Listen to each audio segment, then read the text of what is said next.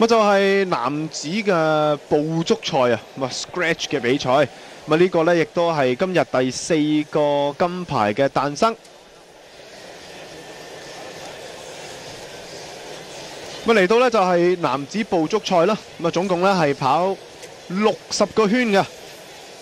咁啊全程呢係15公里。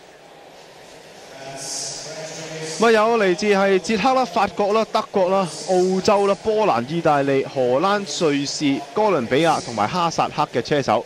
咁啊呢度見到就係其中一位嘅大熱門啦，嚟自澳洲69號嘅美亞。咁亦都有呢係荷蘭嘅車手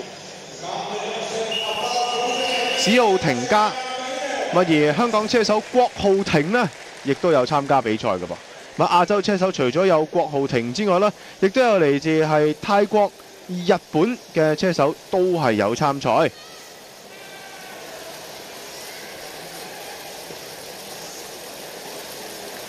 亦都有嚟自係奧地利啦、智利啦、澳洲、英國、西班牙、俄羅斯、比利時。總共呢係夾埋埋，有20位嘅車手呢係參加呢一個嘅比賽啊！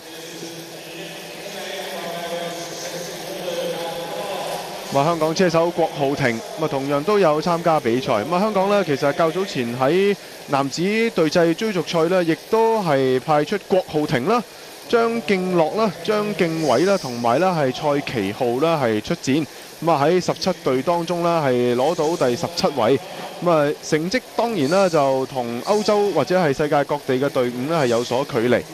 但係呢，係作為唯一參賽嘅亞洲隊伍啦，攞到呢一個嘅成績呢，都係可以話提升經驗。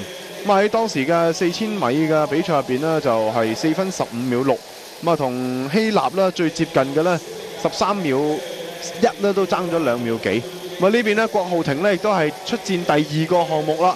繼續呢，有陳欣能同埋洪松蔭陪大家睇2011場地單車世界錦標賽。犀利啊！郭浩廷呢唞咗幾個鐘呢，又跟住即係出戰呢場嘅咁重要嘅賽事呢，就喺2007年呢，就黃金寶呢，就係歷史性呢，就係攞到呢個世界冠軍，就係呢場嘅賽事。賽制非常簡單啊！只要呢就唔好俾人捉到一個圈，俾人捉到一個圈呢，就必須呢就係要上岸嘅，即係俾呢個嘅主車群啊，所謂啊。咁啊，然後最後翻嚟衝線，邊一位第一位嘅車手呢就係衝過終點嘅話呢，就係着呢件嘅彩虹戰衣。好啦，咁啊，車手呢就今次嘅賽事呢，就而家到目前嚟講呢，進行咗幾個圈呢。似乎呢啲車手呢都係比較主動啊，個個呢都搶出嚟呢就係帶車，所以呢亦都係拉到個速度呢都係幾快下嘅。咁啊拉成一條嘅長龍啦。咁啊盡量呢都唔俾呢任何嘅車手呢就係順利突圍即係出去成功啊。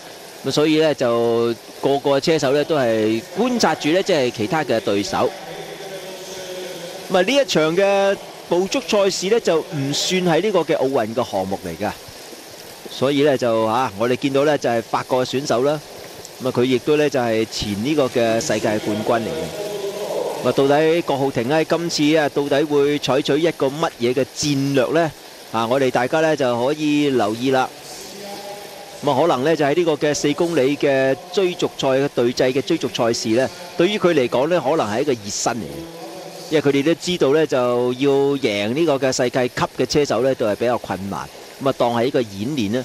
咁啊，同埋呢，就喺呢個嘅亞洲嘅4公里嘅隊際追逐賽裏邊呢，希望呢就能夠排喺頭位呢，可以能夠呢就係進佔喺明年嘅倫敦奧運會攞到4張嘅入場券呢就好啦。好啦，咁啊真係啦，個速度呢都係好快啊，一路呢都係加速。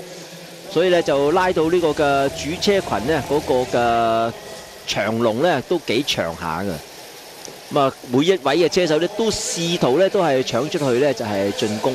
咁啊，頭先我哋亦都見到呢係有英國嘅車手呢就係搶咗去前面嘅位置。咁而家我哋又見到嘅呢就係另外一位嘅隊伍呢，就分別呢就係有美國嘅車手啦。咁啊，仲有呢就係呢個嘅哈薩克嘅選手呢，亦都呢就係搶咗出去嘅。咁又有意大利呢啲時間裏邊呢就係搶攻，嗱，荷蘭呢亦都喺呢個嘅項目嚟講呢，屬於呢就係一個非常之強勁嘅國家嚟嘅，因為好幾次呢都係由荷蘭呢係攞到呢個嘅世界冠軍嘅。咁啊，而黃金寶呢07年嘅時候呢攞第1名呢，就係戰勝上屆嘅世界冠軍啊嘅荷蘭嘅選手呢，就係攞到呢就係金牌嘅。好啦，咁我哋見到嘅呢就係。亦都有呢個嘅智利嘅車手啊！頭先啊領先嘅就係有智利嘅車手。咁啊，智利啦、德國啦，同埋呢就係意大利啦、俄羅斯啦，車手呢都係喺呢個嘅前面嘅位置啊！哇，真係似乎呢一次嘅捕捉賽事呢，個個車手咧都好主動。喺經過咗14個圈嘅時候呢，似乎我即係就咁望落去呢個速度呢就未慢過。而家即係叫做係略為咧，就係比之前咧就係慢咗少少啊，但係咧都有速度啊，個個咧都想搶攻啊！哇，喺拉到成半個圈嘅距離咁長啊！咁啊，澳洲嘅車手咧就上嚟，跟住奧地利，然後咧就係意大利，再落去咧就係波蘭嘅車手啦，瑞士嘅選手咧亦都喺後邊嘅時間咧就係追上去啊！咁啊，今年咧就波蘭嘅選手咧就係國家隊咧就係換咗個呢個嘅贊助啊，所以件衫咧都有少少唔同啊。好啦，咁啊亦都係有意大利啦、波蘭呢兩個車手咧拉開咗後邊呢，大概咧就係10個車位度。咁啊跟住咧就係智利啦，同埋咧就係德國選手，但係後邊主車群呢就冇咁輕易咁樣咧俾放過咧，就都係加速咧咁係追翻上嚟㗎啦。好啦，上完之後經過一輪搶攻之後呢，又要將個節奏呢就係略為呢就係放翻慢啲，再睇翻定啲。好，喺呢個時間呢，郭浩庭呢就連同住呢個嘅智利嘅車手呢，兩個車手呢就係搶咗出去啊。咁啊拉開咗呢，就係呢個嘅主車群呢，就係幾個車位嘅啫，就唔係好多。哇，後邊呢就好似拉到散散地啦。咁但係呢，有捷克啊、美國啊，同埋呢呢個嘅日本嘅選手呢，依個時間裏邊呢，亦都係搶咗上嚟㗎啦。咁啊，智利選手呢，就係排喺頭位，跟住嘅呢，就係英國，跟住就係呢個嘅捷克、美國郭浩庭，跟住就郭浩庭啊，排喺第3嘅位置啊。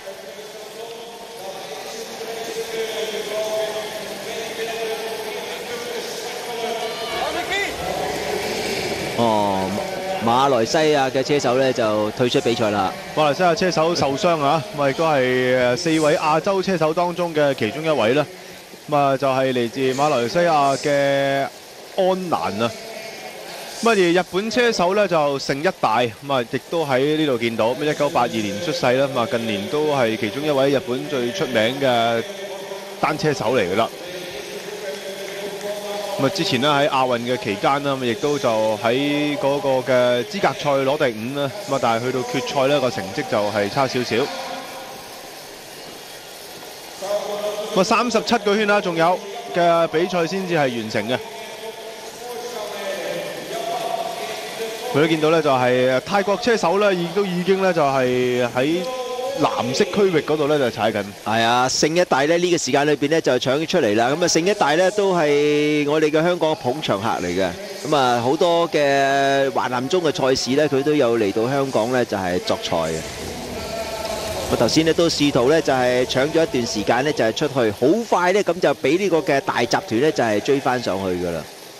咁啊，經過咗一輪嘅進攻之後呢，咁啊大集團呢又追翻上去啦，而家呢又要再部署第2次嘅進攻啦。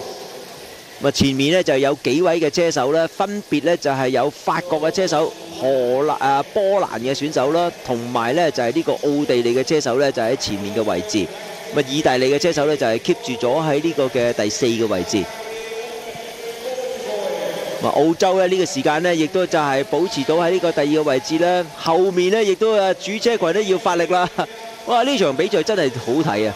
個個車手呢都係好肯去進攻啊，咁啊令到呢就係嗰個速度呢就係做得好快。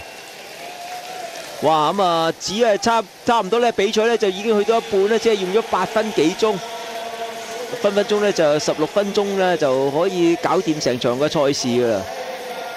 速度咁高咧，會唔會對郭浩庭唔係咁着數咧？會啊，因為可能佢未完全咁樣去恢復啊。咁同埋咧，真係不過嚟到世界賽就係咁啦。有時呢啲係相當寶貴嘅經驗嚟。你知啊，而家啦啲車手咧望住嗰件彩虹戰衣啊，即係發咗癲㗎啦。係啊，真係會搏晒老命啊，唔係講笑啊！咁你見到咧就係意大利啦，咁啊亦都係帶得相當之係喺前邊，咁啊毫無保留咁樣咧係不斷進攻啊！咁啊輪住都有人爆出嚟。係啊，個個車手都好肯進攻啊！咁啊，而家跟住咧又有奧地利嘅選手同埋比利時嘅選手啦，同埋郭浩廷咧，亦都咧就係嘗試咧就係搶出去啦。啊，郭浩廷呢就跟住比利時嘅車手，再喺度呢就係留意下後邊呢到底有冇車手上嚟呢，就係幫助佢呢一齊呢就係進攻。咁佢知道呢就係呢個嘅西班牙選手呢亦都好肯啊，所以呢佢就墮翻喺後邊呢，就4位嘅車手呢，大家合作住呢，就係希望拉開個距離呢，拉得比較遠啲啊！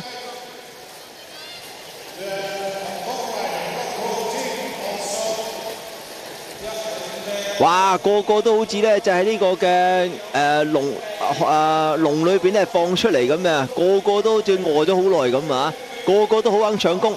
好啦，咁啊，而家有5位嘅車手啦，分別咧就係有呢個郭浩廷啦，同埋西班牙啦、奧地利啦、比利時啦，同埋咧就係呢個捷克嘅車手。嗱，4個咧都係歐洲嘅車手嚟㗎。係啊，好似大人同細路咁啊！你見個身形咧，即刻縮咗入去，好似小人國咁啊！哇，成班話呢度真係包曬喎。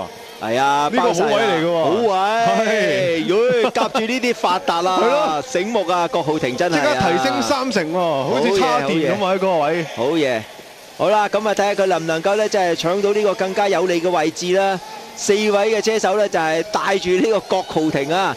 咁啊，郭浩廷咧好快咧喺前面領放之後咧，就即刻咧就係墮翻去後邊。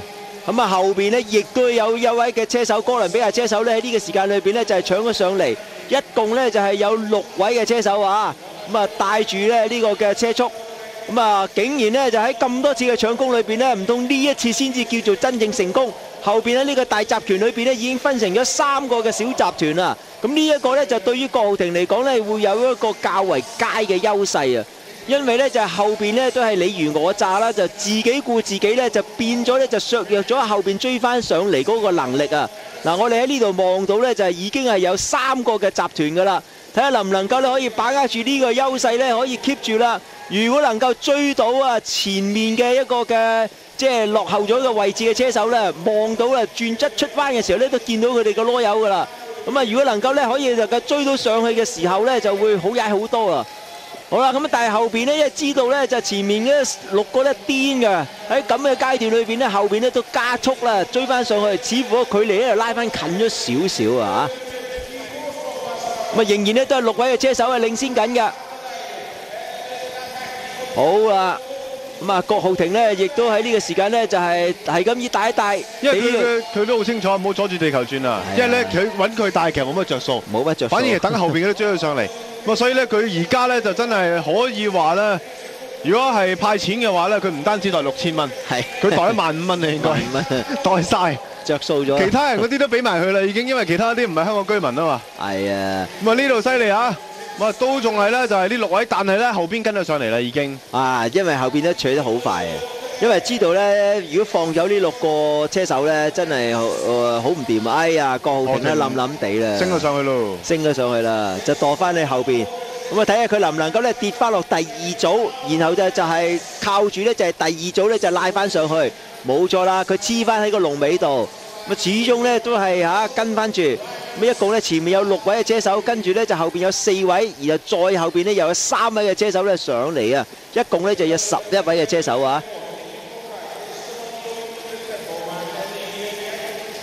好啦，咁啊大家咧又走翻埋一齊啦。咁啊郭浩廷咧見到咁嘅形勢咧都冇乜即係太大嘅優勢啦。咁啊倒不如咧就俾自己咧再唞一唞。咁啊務求咧就係等待一個最後嘅一個機會啦。會唔會再突圍出嚟咧？啊咁啊大家可以留意下啦。咁但係正話帶咗咁多個圈嘅車手咧，咁啊而家咧即係後邊嗰啲先至亂啊。你見到正話嗰班咧，其實就係喺度儲緊彈藥㗎。